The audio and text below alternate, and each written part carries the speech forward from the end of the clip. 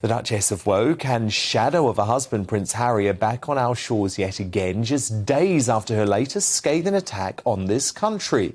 Victim-in-chief Meghan dropped another barrel of easily provable lies during her US magazine interview last week, which, by the way, coincided grimly with the 25th anniversary of Princess Diana's death.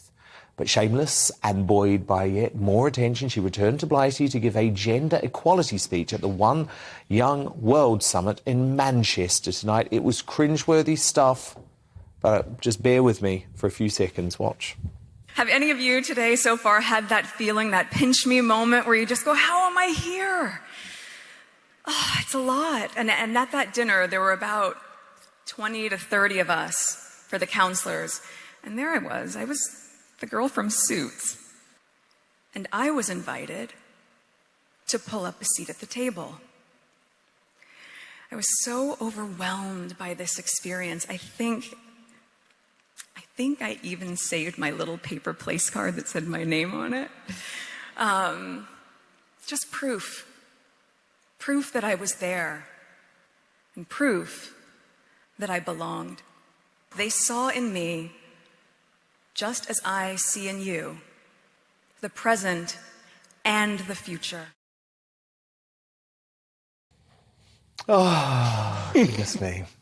The unwanted Meghan and Harry, who stayed at Frogmore Cottage last night, snubbed meeting William and Kate, who were less than half a mile away in the grounds of Windsor Great Park. They also reportedly spurned a request to meet up with Prince Charles, instead focusing on their shameless self-promotion tour. But the question begs, if Harry and Meghan hate this country so much, why are they here at all? On a day when Britain learned the identity of its new leader, it appears the Montecito Monos are bidding to steal the limelight from our incoming PM and bolster their brand value. Now, Meghan certainly has form for it. Just ask Princess Eugenie how she felt when Meghan announced she was pregnant on her wedding day. So, as our wonderful hardworking Queen tries to muster the strength to swear in the new Prime Minister in Balmoral tomorrow, our third female Prime Minister no less, Meghan will continue using the gender and race cards to promote her pathetic podcast. And Belinda Lucy, I find this so crass, so revolting, actually, that they've flown in on the back of all of that publicity which stole the attention from Princess Diana's death anniversary to now steal the thunder from the Queen and the Prime Minister. I really don't want to be mean about Harry and Meghan, but they make it so hard. They are force-feeding us like French foie gras ducks. They're self-promoting gruel, and we can't get away from them. They're just everywhere. And unfortunately for them, I think they've had too much therapy. They're not the sharpest crayons in the box. And they're so consumed with themselves. There's no room in their head for anyone else. So they lack self-awareness. So I actually don't think they understand why the Brits dislike them. They don't understand why they're being hypocrites when they produce 26 times the amount of carbon footprint than the average Brit does. You know, they don't understand the hypocrisy. I just don't think they're connected to the real world. They think they're prince and princess and they're floating around being Saint Meghan and Saint Harry. And I think they've lost the plot a little. I feel sorry for them, to be honest. I mean, Christopher Hope, it is pretty awful, isn't it, given we know the Queen is battling very ill health at the moment. We know their dad, he's not a perfect man. You know, I criticise Prince Charles, but he funded their move to America. Often we forget that. And we know that William and Kate used to be so close to Prince Harry. And here they are in the UK to feather their own nest, to film content for their Netflix show. They are apparently not going to see one member of their family. Well, something's up there. It's really sad, but families we all have families and things happen, and it's really sad, and we don't know quite all the detail, but we know enough of it. What I find deeply ironic is that their schedule this week, this One World Conference in Manchester, off to, I think, Germany for the Invictus Games, another charity event this week, is a royal programme. Yeah. They're doing everything they tried to avoid doing when they left this country. So they're going back into the whole schedule they rejected because it was too onerous. And in the meantime, I don't think they rejected it because it was too onerous. That was not why they rejected it. Well, I mean, come on. OK, well, it wasn't... yeah, fair enough. It wasn't onerous, but they were concerned about... No, but the point is, they turned their back on the royal family, Christopher, and all of a sudden they are following the playbook of the royal family. Out.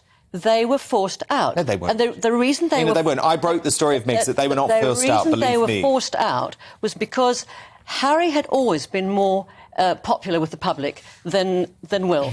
It went the Queen. Not and then anymore. Harry. No, well, the Queen. Well, the Daily Mail and various other publications have done a very good job. And so Can't blame the press, Nina. No, well, yeah, I can certainly blame We the watched press. the Oprah and sorry, it's the Daily Mail's fault that Prince Harry is no longer popular. That has to be the most ridiculous thing you've ever said. I write for the dailymail.com. That is a joke. No, it's not. We were Because they run incredibly stories supportive and stories of Harry and Meghan stories when and they stories. first came to this country. When Kate and Will were on their own, they were fine. When they were with Harry, they were fine. Then Harry was more popular. Right, when Meghan came in, Harry and Meghan were more popular than Will and Kate. So they had to be. That was okay. They had to be got rid of because didn't. they were Not the stealing the Nina, thunder. who got rid of them? The What are you esta- the talking about? establishment did. The palace did. And honestly... Christopher's got his head in his hands here. The axing job that the Daily Mail did on Meghan was unbelievable. Meghan lied on live TV. She lied. She said she was Multiple married times. 3 days. Multiple before. times she lied. But she felt that she was married. Listen, can I say- okay, so it's just about what she allowed- feels. no, Just she's like she allowed to feels, feel- by the way, Nina, that she's an only child, despite the fact that she has a listen, half-brother and a She half-sister. doesn't say This is that- delusion, She's Nina. not- It is that's not delusional. delusion. It is not delusion. It is absolutely not delusion. And you said that they're trying to steal our political thunder or Liz Truss's thunder. The event that they've come in to do tonight was fixed months ago. It hadn't. This election has. Okay. What about the release of the podcast the day before the 25th anniversary of Princess Diana's death? How crass was that? How can you defend that? No, of course you. How can that cut across the anniversary? She's allowed to have her own podcast and say her own thing as a woman. She has her own views. We may not like them. She didn't like it, did she? Did you guys listen when Mariah Carey called her a diva? She was so mad, and I thought the truth hurts, love. The truth hurts, love. The thing is, to someone like Mariah Carey or an opera singer, a diva is a compliment. But most of the rest of us, it is. I know. But most of the rest of us don't understand it. So if you called me a diva, I'd be very cross. So she's allowed to be cross. Okay. The thing is, you've all bought into what you've been fed. No, but I don't think she's Nina, you can't say that to me. You cannot say that to me. I covered this couple close up. Yes. I spoke to everyone who worked with them. I spoke to their family members. I spoke to their friends. And by the way, I was incredibly supportive of this couple to begin with, so I followed the facts. I was let down, Dan? You feel let down? I feel let down. I think the country feels let down. I think they had an amazing opportunity. We bought into them. They had an amazing opportunity to be ambassadors for Britain. And you know what, Nina? All they want to be is ambassadors for themselves and for their own brand. We should have embraced them. We did. Well, we did. It was 3 or 4 journalists that didn't like, and they ran away. Now, look, Nina, just to wind you up even more, Nina. The best ambassadors we could have had in this country.